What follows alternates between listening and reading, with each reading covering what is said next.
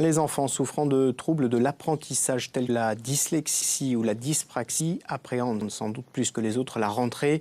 Il y aurait en moyenne 2 élèves par classe confrontés à ces difficultés. Hors période scolaire, ils consultent régulièrement des spécialistes. Alors quels sont les accompagnements qui leur sont proposés? Reportage à Bastia de Lisa Massineras et de Tiffaine Urtis-Veria.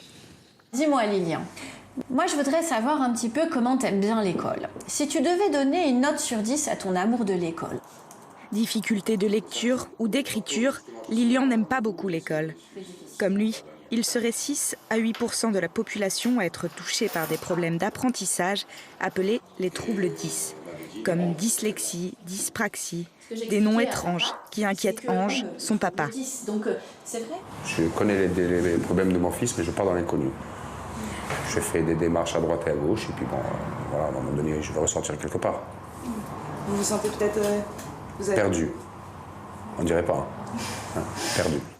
Les troubles 10 affectent des fonctions cognitives précises, comme la lecture ou la motricité. Ils peuvent se répercuter sur la scolarité. Ils nécessitent alors un suivi par des spécialistes.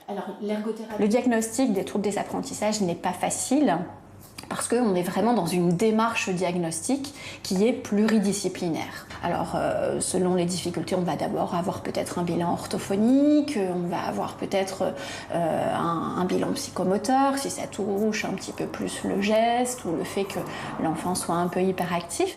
Oui, voilà, c'est ça.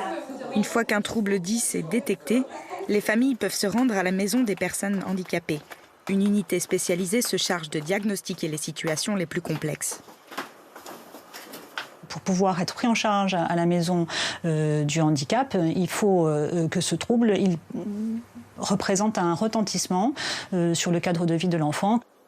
Depuis sa création, en 2009, cette unité a rencontré près de 500 enfants 10 en Corse.